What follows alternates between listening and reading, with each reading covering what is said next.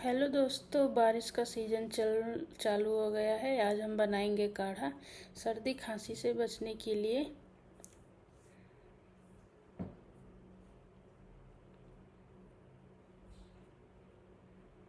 पहले हम रखते हैं 1 गिलास पानी।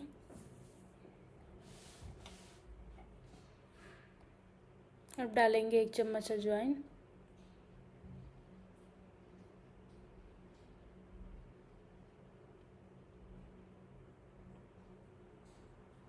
4 से 5 काली मिर्च, 4 से 5 लौंग।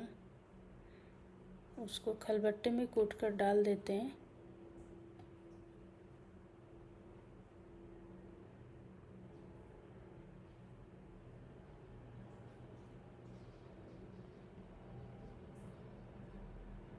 ऐसे करके डालना है। अदरक,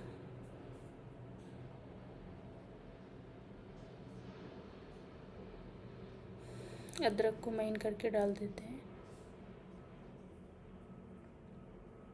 आधा चम्मच हल्दी,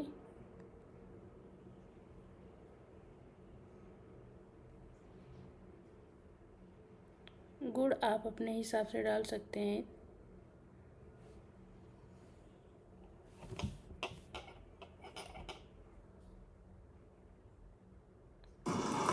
ये देख सकते हो कितना अच्छा बन गया है।